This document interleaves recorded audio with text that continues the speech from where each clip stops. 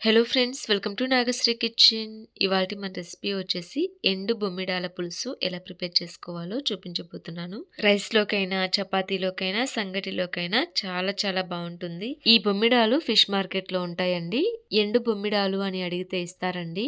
ఇవి మనందరికీ తెలుసు, తెలియని వారి కోసం చెప్తున్నాను. ఈ బొమ్మిడాలతో పులుసు చాలా చాలా బాగుంటుంది. ఒకసారి టేస్ట్ చేశారంటే మళ్ళీ మళ్ళీ ఇలాగే చేసుకొని తింటారు. అంత టేస్టీగా ఉంటుంది. ఈ పులుసు చేయడం కూడా చాలా ఈజీగా, చాలా సింపుల్ గా చేసేయచ్చండి. సో మరి ఇంక అస్సలు లేట్ చేయకుండా ఈ బొమ్మిడాల పులుసు చాలా సింపుల్ గా, ఈజీగా, టేస్టీగా ఎలా ప్రిపేర్ చేసుకోవాలో ప్రాసెస్ లోకి వెళ్దాం.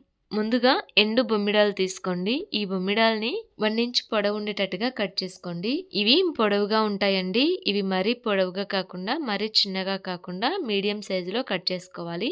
ఇలా కట్ చేసుకున్న బొమ్మిడాలని ఒక బౌల్లో వేసుకొని అవి మునిగేంత వరకు వాటర్ పోసి నానబెట్టుకోవాలి. ఇవి మరీ ఎక్కువసేపు నానబెట్టకూడదండి. కర్రీ చేసే ఒక 10 నిమిషాల ముందు నానబెట్టుకుంటే సరిపోతుంది. నెక్స్ట్ ఇలా ఒక బౌల్లోకి ఒక పెద్ద నిమ్మకాయ సైజ్ అంతా చింతపండుని తీసుకొని వాటర్ పోసి నానబెట్టుకోవాలి.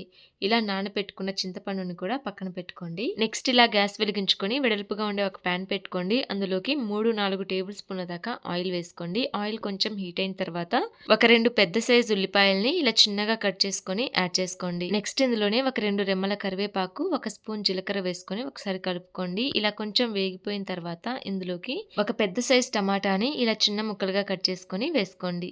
ఇలా టమాటో వేసుకొని బాగా కలుపుకొని ఇందులోనే ఒక హాఫ్ టీ స్పూన్ దాకా పసుపు, 1 టీ స్పూన్ దాకా సాల్ట్ వేసుకొని ఒకసారి కలుపుకొని నెక్స్ట్ ఇందులో మీరు తినే స్పైసీనెస్ని బట్టి కారం యాడ్ చేసుకోవాలి. ఇక నేనైతే 1.5 స్పూన్ దాకా కారం వేస్తున్నాను. ఇలా కారం వేసుకొని ఒకసారి బాగా కలుపుకొని మూత పెట్టి ఒక 2 మినిట్స్ పాటు సిమ్లో పెట్టి మగ్గించండి. ఇలా 2 మినిట్స్ తర్వాత మళ్ళీ మూత తీసి ఇందులోకి మనం ముందుగా నానబెట్టుకున్న బొమ్మిడాలని వేసుకోండి. ఇలా బొమ్మిడాలని వేసుకొని ఒకసారి బాగా కలిసే వరకు కలుపుకొని నెక్స్ట్ ఇందులో ముందుగా నానబెట్టుకున్న చింతపండు ఉంది కదా, ఆ చింతపండుని బాగా పిసికి రసంని వేసుకోండి. ఇలా చింతపండు రసం వేసిన తర్వాత ఇందులోకి ఒక పెద్ద గ్లాస్తో 1 గ్లాస్ దాకా వాటర్ పోసుకొని బాగా కలుపుకొని మూత పెట్టి ఒక 3 మినిట్స్ పాటు మీడియం ఫ్లేమ్లో పెట్టి మరిగించండి. ఇలా 3 మినిట్స్ తర్వాత మనకి కర్రీ కొంచెం దగ్గర పడుతుంది. ఇందులోకి 1 టీ స్పూన్ దాకా ధనియాల పొడి వేసుకోండి.